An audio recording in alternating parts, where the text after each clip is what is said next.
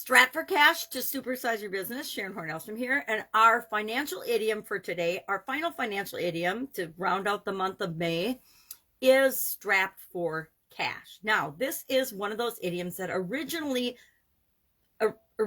it's originally started out just as strapped for, and it applied to not having enough money to pay for things, or money was tight, or lacking money, lacking funds, lacking cash. It was in the mid 1800s, and then it turned to strapped for cash, and over time it meant a lack of resources of any kind. You could say strapped for time, strapped for money, strapped for fundraising, strapped for attention. I don't know, I've never heard that one, but maybe it could be applied to that.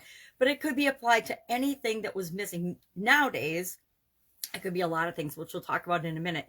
But actually, they've done studies and they found that 82% of businesses that fail due to cash flow problems or cash flow challenges. So being strapped for cash is a huge problem when it comes to growing and building any type of business or succeeding in business out of the gate. But over time, as you're building and growing and going to the different stages of growth in your business, there's a lot of times when you need money and funding and cash. So I'm going to share 4 ways that you can get money. We've talked about these before, but it's good to keep things in mind and always be looking for creative solutions to resource shortages, right?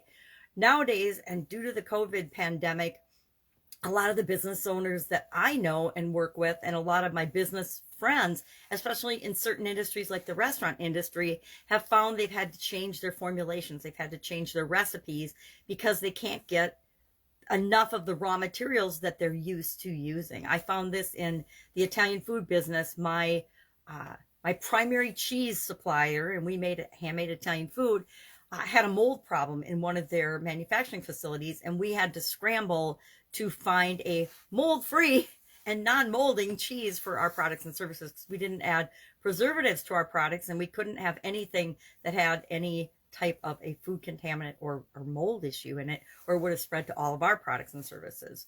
So sometimes we're at a loss, or we're lacking, or there's a shortage. Any shortages of anything you need lately? Say, not even just toilet paper or sanitization products that we found in COVID-19, but everyday raw materials and things. You know, the whole baby formula shortage. If you haven't heard about that, you probably don't have any babies in your life, but it's been a big deal for a lot of young mothers, right? I won't even go into my thoughts on that. So is your business currently strapped for anything? Maybe you're having a hard time getting help. I see in the media everywhere that people are struggling to get people to come back to work, or to work for their organization, or to show up for jobs they've been hired for. Now, the people I work with, and I personally have not experienced that, so I'm curious, is that going on out there? Is that really going on in your business or in the businesses that you interact with? I'm curious about that, because I haven't personally experienced that. I have had some raw material challenges, but that happens whether we've had a pandemic or not. That happens all the time because the world changes all the time. So what are some ways that we can deal with the strapped for cash situation? And this is probably going to go against a lot of people's grain, but I actually like it when I come against a growth phase where I have to come up with money, and through non-traditional means, when I have to get creative, when I have to solve the problem from a different way than I've ever had to look at it before, right? And I actually look at it as a challenge to come up with those resources if the bank says no. Remember, banks, lines of credit are a great source of ways to grow our business, but a lot of businesses, especially as you're getting started, and smaller businesses, have a hard time securing a business line of credit. Small business administration is a great resource of information and access to funding and loans and different types of investment that you can get other people to help you out with in your business when you need to grow and are strapped for cash. You can leverage your community to raise funds. You can look for peer-to-peer lending. There's a lot of that going on. Now there's online sources of funding like GoFundMe and crowdsourcing that never existed before in the offline world when I was building my businesses. It's a great resource for a lot of people. And then, there's raising funds for your launches and for the different phases of growth in your business, etc.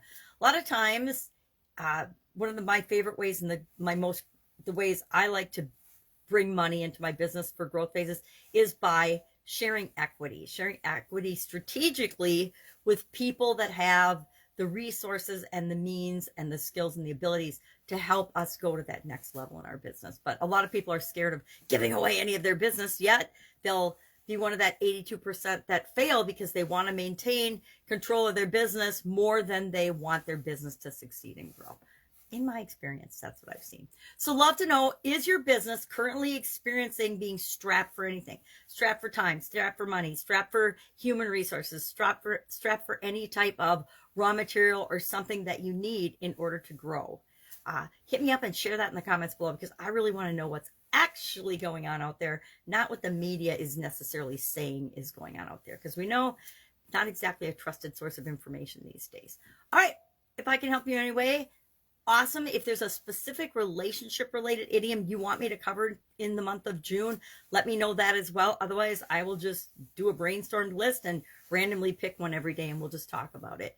Now, relationships, I think, are just as important as finances when it comes to building and growing and supersizing our business, but we'll see if that plays out over the next month as we focus on that in our annual challenge, which is different than supersizing our business. But for my sanity, I'm tying the annual challenge with the Supersize Your Business share every day, just to be consistent. Plus, gives us topics to kind of focus on for a segment of time as we're growing and building our business. All right, have an awesome day, and I will, of course, be with you tomorrow. Bye.